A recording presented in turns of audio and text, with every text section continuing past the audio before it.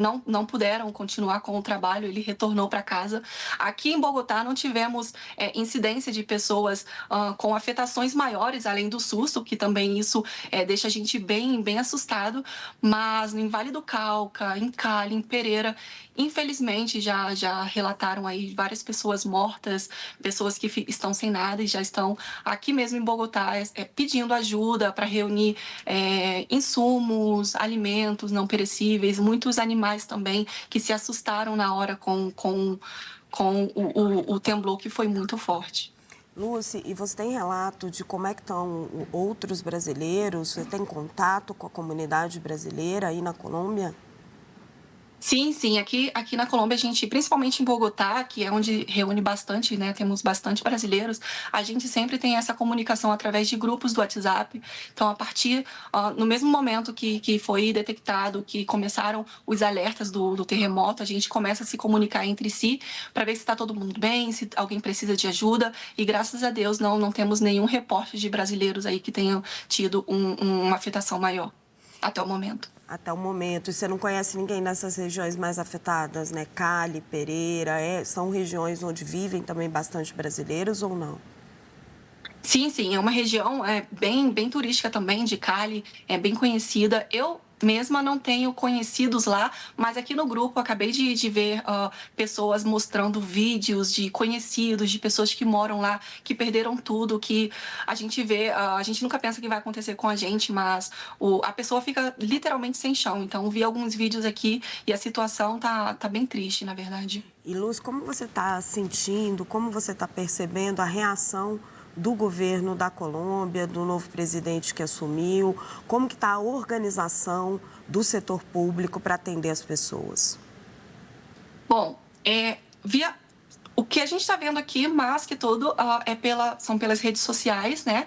Ele já emitiu um comunicado que está vindo aqui para a capital para fazer, né? Para ajudar o máximo que puder. Em um primeiro momento, foi bem bacana, ele está tomando a frente ali, não está emitindo apenas nota, ele está colocando, como a gente fala, colocando a cara ali para falar sobre o problema. Então, a gente vai esperar as próximas horas para ver como vai ser o desenvolver, né, o desenrolar dessa situação, já que temos aí outras localizações, outros lugares que precisam bastante da ajuda. Lúcia, muito obrigada pelo seu relato, muito impressionante essa sua fala de sentir o chão sumindo ali debaixo dos seus pés. Muito obrigada por dividir a sua experiência com a gente. Espero que continue todo mundo bem aí entre os seus familiares, suas pessoas mais próximas. Obrigada. Muito obrigada. Tchau, tchau. Gente, eu vou agora sair um pouquinho dessa cobertura do tremor na Colômbia. A gente vai continuar acompanhando de perto, estamos olhando como que está a situação em evolução do número de mortos. A gente traz novas atualizações para vocês, mas eu vou entrar agora em política brasileira, porque saiu uma nova rodada da pesquisa BTG Nexus, divulgada hoje, e que mostra Lula e Flávio Bolsonaro tecnicamente empatados no segundo turno. Acompanha comigo aqui os números. No cenário de primeiro turno, o atual presidente aparece com 40% e o senador com 35%. Na sequência, aparecem Ronaldo Caiado, do PSD, com 5%, Renan Santos, do Missão, com 4% e Romeu Zema, do Novo, com 3%. Vocês conseguem ver que a diferença ainda está muito grande entre Lula e Flávio e os demais candidatos. Samara Martins, do Unidade Popular, a única mulher que está aí nessa corrida, fica com 2%. Estão com 1% Augusto Cury, do Avante, e Cabo Daciolo, do Mobiliza. Os candidatos Rui Costa Pimenta, do PCO, Hertes Dias, do PSTU, Heró Pereira, do PRTB, Edmilton Costa, do PCB e Wilson Grade Júnior, do Partido Verde, estavam na lista, mas não pontuaram. 5% responderam que votariam em branco, nulo ou em nenhum. 3% não sabem ou não responderam. Eu vou olhar aqui os cenários de segundo turno. Flávio Bolsonaro e Lula aparecem tecnicamente empatados no mês de agosto. Comparando os últimos 3 levantamentos, Lula aparece com 47% em julho, vai para 46% no começo de agosto e volta para 47% no dia 10 de agosto. Nas mesmas datas, Flávio aparece com 43% em junho, 45% no dia 3 de agosto e 44% no dia 10 de agosto. Agora 8% são brancos, nulos ou não votariam em nenhum e 1% não sabem ou não responderam.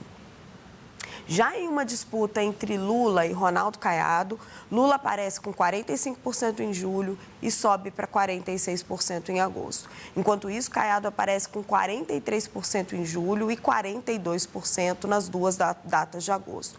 Agora, 9% são brancos, nulos ou não votariam em nenhum e 2% não sabem ou não responderam. Em uma disputa de segundo turno entre Lula e Romeu Zema, Lula aparece com 46% em julho e no dia 3 de agosto e 47% agora no último levantamento feito pela pesquisa. Romeu Zema tem 42% no levantamento do dia 27 de agosto e 40% nos dois feitos em agosto. Agora, 11% são brancos, nulos ou não votariam em nenhum e 2% não sabem ou não responderam. Em uma disputa entre Renan Santos e Lula, o atual presidente aparece com 47% em julho e no começo de agosto. No último levantamento, fica com 46%. Já Renan aparece com 39% no dia 27 de julho e 37% em agosto. 14% são brancos, nulos ou não votariam em nenhum. 3% não sabem ou não responderam. A Nexus BTG entrevistou 2.001 eleitores de todo o país entre os dias 7 e 9 de agosto. O levantamento tem margem de erro de 2 pontos percentuais, para mais ou para menos, com intervalo de confiança de 95%.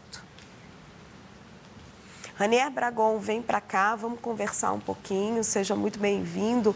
Meu caro, todas as pesquisas de intenção de voto estão mostrando o mesmo cenário. A disputa muito consolidada entre Lula e Flávio Bolsonaro, com poucas mudanças há 2 meses da eleição. Será que vamos seguir assim até lá? Oi, Raquel, muito boa tarde. De fato, todas essas pesquisas têm apresentado, com uma variação pequena ali entre uma e outra, esse cenário que beira ali o empate técnico, mas com uma leve vantagem em relação ao presidente Lula. Um dado dessa pesquisa da Nexus que a gente pode avaliar é o seguinte: a depender desses resultados, a campanha do Lula pode comemorar um pouco, porque além dessa oscilação positiva, dessa inflexão positiva que mantém o cenário em empate técnico, mas com vantagem numérica para o Lula, fato é que o Instituto foi às ruas entre sexta, sábado e domingo, ou seja, ontem, já sob o impacto de todo o noticiário que envolve Lulinha, suspeitas de novos inquéritos ali que foram instaurados para apurar suspeitas